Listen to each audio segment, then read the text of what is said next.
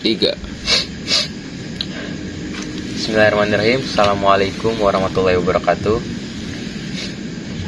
Innal hamdalillah nahmaduhu wa nasta'inuhu wa nastaghfiruh wa na'udzu billahi min syururi anfusina wa min sayyiati a'malina may yahdihillahu fala mudhillalah wa may yudhlilhu fala hadiyalah.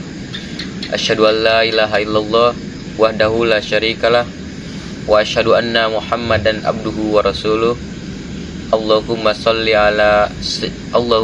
wa sallim wa barik ala sayyidina Muhammad wa ala alihi wa ashabihi ajmain, amma ba'd. Sesungguhnya segala puji bagi Allah yang kita memujinya, memohon ampun kepadanya, dan berlindung kepada Allah dari kejahatan diri kita dan keburukan amal-amal perbuatan kita. Barang siapa yang diberi petunjuk oleh Allah, maka tak seorang pun dapat menyesatkannya. Dan barang siapa yang Allah sesatkan, maka tak seorang pun dapat atau mampu memberi petunjuk. Aku bersaksi bahwa tiada Tuhan selain Allah semata, tidak ada sekutu baginya, dan aku bersaksi bahwa Muhammad adalah hamba dan utusannya. Ya Allah, berikanlah rahmat, keselamatan, serta barokah pada junjungan kita Muhammad beserta keluarga dan sahabatnya semua. Kenapa bahasan sholat menjadi sangat penting dan menjadi bagian yang paling mendapatkan perhatian tinggi dalam Islam, baik dalam Al-Quran ataupun dalam hadis Nabi Muhammad SAW. Semua nabi menerima wahyu di bumi, tapi untuk mendapatkan suatu ibadah berupa sholat, khusus bagi Nabi Muhammad SAW, tepatnya yaitu spesial, inda sidratil muntaha. Dan sholat menjadi pokok penentu amalan lain. Jadi kalau benar sholatnya, benar hajinya. Kalau benar sholatnya, benar pula zakatnya. Dan amal pertama yang akan dihisab yakni sholatnya. Kenapa sholat? Pertama, kita akan bahas dari segi nama, fungsi, hikmah atau manfaat. Teknis penunaiannya, bacaan, cara, dan makna. Apa itu sholat? Sholat berasal dari kata as-sholatu, seakar dengan kata silah, seakar dengan kata wasola atau wusul. Sholat dalam bahasa Arab artinya sesuatu yang terhubung kuat, sehingga dengan kuatnya ini sulit untuk dilepaskan. Pernah dengar kata silaturahmi? Kenapa disebut silaturahmi? Karena silaturahmi itu adanya hubungan perhatian, kasih sayang, kasih yang dalam, sehingga dimanapun dia tersambung untuk memperhatikan. Jadi silaturahmi itu bukan hanya Anda berkumpul menyapa kepada teman yang hadir, itu namanya bukan silaturahmi, tetapi ketika Anda pulang dan Anda mendoakan serta support pada kebaikan, itulah yang namanya silaturahmi. Hubungan yang melatih kita supaya terus terhubung dengan Allah, sehingga tak terpisahkan pengawasan Allah kepada kita, perlindungan Allah kepada kita, pemberian Allah kepada kita di setiap waktu dan tempat dimanapun, itu dinamakan dengan sholat.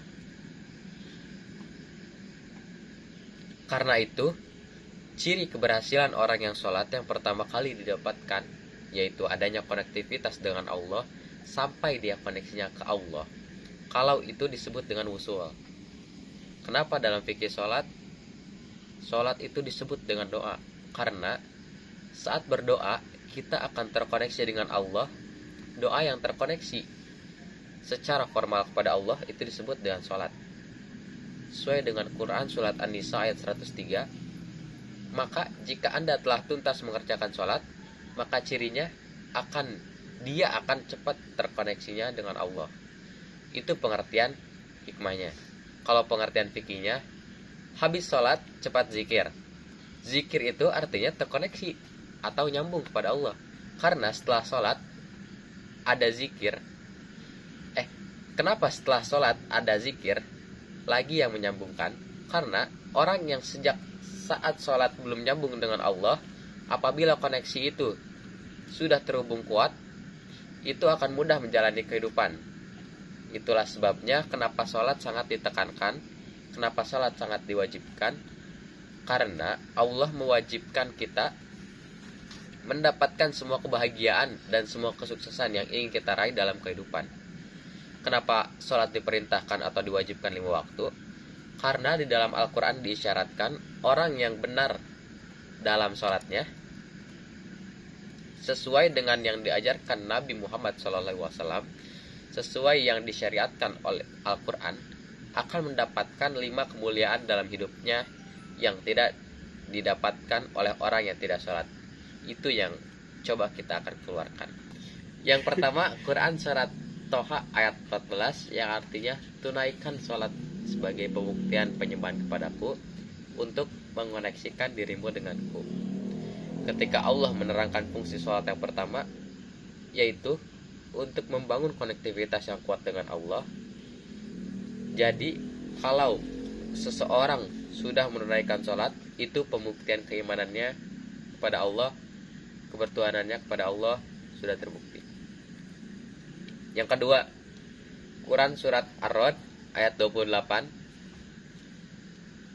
Kalau diartikan seperti ini, tunaikanlah sholat untuk mengingatku. Apa makna berzikir atau sholat? Kembali kepada yang tadi, kata Allah, yakinkan pada jiwamu, semakin banyak kamu berzikir, dampaknya semakin tenang hatimu. Jadi kalau sedang gelisah, kita harus berzikir, bukan update status. Apa kata Al-Quran? Jikalau Anda gelisah, optimalkanlah berzikir. Apa itu zikir? Zikir itu semua jenis kegiatan yang menyambungkan kita dengan Allah. Maka ketika semua jenis zikir itu dikumpulkan, maka namanya berubah menjadi sholat. Makanya sholat itu jangankan ibadahnya, tempatnya saja bikin tenang. Ya toh. Yang ketiga, Quran surat Al-Ankabut ayat 45. Sholat bila dikerjakan dengan benar akan merubah pelakunya menjadi lebih baik. Secara singkat, sholat mendidik kita menjadi pribadi yang baik. Itulah sebabnya kenapa anak-anak kecil dari usia 7 tahun khususnya yang diajarkan itu sholat. Supaya apa? Supaya anak itu tumbuh menjadi lebih baik. Itu maksudnya. Dan yang keempat, sholat bila dilakukan dengan benar, sesuai isyarat petunjuknya dengan Al-Quran dan contoh yang disampaikan Nabi Muhammad, maka bisa mempercepat terkabulnya doa. Itulah kenapa sholat secara bahasa disebut dengan doa. Kalau benar mengoneksikan diri kita dengan Allah sang pengabul doa, koneksinya cepat, sinyalnya kuat, itu tidak akan ada sekat. Doa itu akan mengguncang arsy, langsung dikabulkan dan tidak akan ada jeda. Dan yang terakhir, yang kelima, sholat adalah pengantar pada kesuksesan dan kebahagiaan dalam hidup. Profesi apapun yang Anda pilih, Anda jaga sholat Anda dengan benar, tertinggi Anda dapatkan. Orang Islam setiap pergantian waktu dari bangun tidur sudah diperintahkan bahagia dan sukses. Dijelaskan dalam azan dari kata hayya 'alal falah, supaya engkau sukses dan bahagia, kamu harus bahagia. Siang, hari, kamu mesti sukses, mesti bahagia, sampai mau tidur pun tidurnya dengan keadaan bahagia dan sukses. Dari 5 poin di atas, berapa yang sudah kalian dapatkan selama kita sholat? Ribuan kali ruku, ribuan kali sujud. Apakah sholat yang dilakukan sudah membuat diri kita menjadi tenang? Apakah sudah merasa dekat dengan Allah Subhanahu wa Ta'ala sehingga semua kegiatan kita merasa terawasi? Kata-katanya baik, pandangannya terukur, langkah ke tempat yang disukai Allah. Apakah sholat menjadikan doa kita sudah terkabul? Apakah sholat sudah menjadikan diri kita lebih baik? Jangan-jangan ada orang yang motivasinya sholat, pun untuk berbuat yang tidak baik. Lalu, apa yang salah dalam sholat kita selama ini? Kenapa kita belum bisa mendapatkan salah satu poin atau semua poin di atas? Masalahnya hanya dua. Yang pertama, boleh jadi kita kurang khusyuk dalam sholat. Dan yang kedua, boleh jadi karena orang yang sholat tidak mengerti, atau karena orang yang sholat tidak mengerti dan tidak memahami apa yang dia baca dan dia lakukan dalam sholatnya. Coba sekali lagi kita lihat, apakah kita sudah paham dengan setiap bacaan sholat? Apakah kita sudah mengerti apa yang kita baca dalam setiap sholat? Hadirin jamaah yang berbahagia, demikianlah ceramah yang dapat saya sampaikan. Semoga dapat bermanfaat untuk kita semua. Jika ada yang baik, itu murni datang dari Allah, dan jika ada yang buruk, itu murni datang dari saya pribadi.